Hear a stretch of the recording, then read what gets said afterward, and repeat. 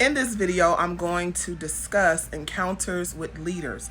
Oftentimes, we meet people ministry-wise is what I'm talking about. They pray for you, nothing changes. I always tell people to pay very, very close attention to your dreams. The reason why your dreams are so important is because it gives you a lot of revelation concerning the spirit realm. I'm going to post two extremely powerful encounters that one of my mentees had. And so I want this to be something that you take extremely serious, because if leaders are praying for you, you're giving to ministries, you're doing all of these things, it is the thing that we call the power of agreement. And if this leader is false in any way, shape, form, or fashion, well, by golly, your dreams are going to expose it. She says, "Good morning, Apostle. I had another dream. You were in it. You bought me a pair of pure white shoes. You told me to put them on. When I put them on, they fit perfect. You said you will walk in those shoes for this season and do not take them off." When you read the book of Revelation, God's chosen people are always in white, not in red and black. Red is an indication of the occult. Don't argue with me. Argue with your mama. That's factual.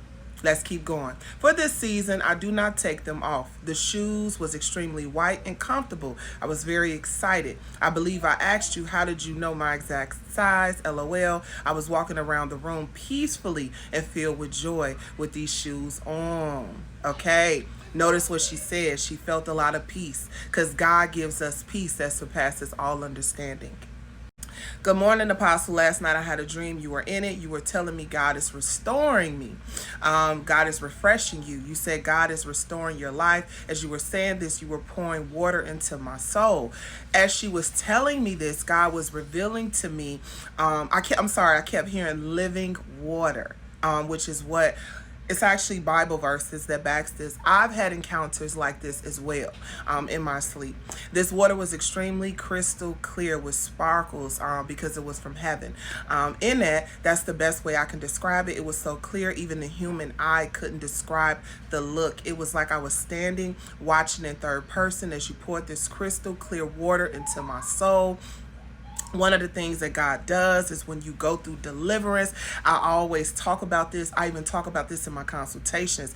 It says, "Beloved, I wish above all things that thou mayest prosper and be in health, even as thy soul prosper." So once the demon is cast out of you, that is the first initial step. There is a gazillion steps that go after you get that deliverance. Not only was that demon dwelling on the inside of you, but you actually started to act, talk, and think like a demon. Those demons left an impression on you. So your soul must be restored. And this is a clear indication. I have not done deliverance on her, but she's in my mentorship. And I say this all the time. My ministry is truly in right standing with the Father. If you don't believe me, all you have to do is ask. I want to say this too. Sometimes I've noticed people get in the comments and they begin to call me prideful. Never do I boast. I always attribute everything to Jesus Christ. It's just that what bothers people is that I'm so imperfect, but I've been made perfect in God's image. And because I truly do not put on a different facade for anybody, and I'm really myself, you all have a hard time accepting me as someone that God has called. So woe unto you, you demonic Pharisees, who bear no fruits in Jesus' name. But I wanted to post this because this is extremely powerful. When you encounter true leaders, true servants of Jesus Christ of Nazareth, there will always be tangible fruit.